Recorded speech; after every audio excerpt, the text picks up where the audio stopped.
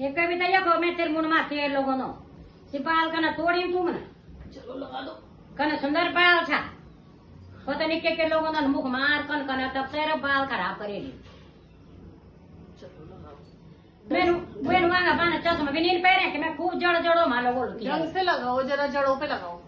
अरे जोड़ो मां तो यहाँ लोगों नो अरे ऐसे मांग निकाल निकाल के स्कैल्प पे लगाओ तेल अच्छे से। जैसे अनु दीदी की सास को देखना कितना अच्छा तेल लगाते हैं मुंह के सर पे। अब मैं गिना कर लोगों ने वन होती थी साफ जो मुझे मुझे जानती है लोगों ने होता है। ना ना वो बहुत अच्छा तेल लगाती है, कभी वो सीख के आना उससे। अरे मैं दीदा तो बड़ा बड़ा हाथ है तो खूब लगो नहीं बोलो मांडी तो मेरा हाथ इतना जन्म बड़ा कपड़ा। अरे हाथ से फर्क नहीं पड़ता, बड़े छोटे से क्या आप खाते तो ठेकेदार ने आंटी के बराबर ही हो ना।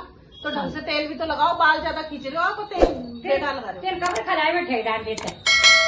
हाँ। तेल लगाना सीखो उनसे, जो किसी की तारीफ करो तो आपको बिल्कुल पसंद नहीं आता। बोलो, क्या? बोलो, क्या? बोलो, क्या?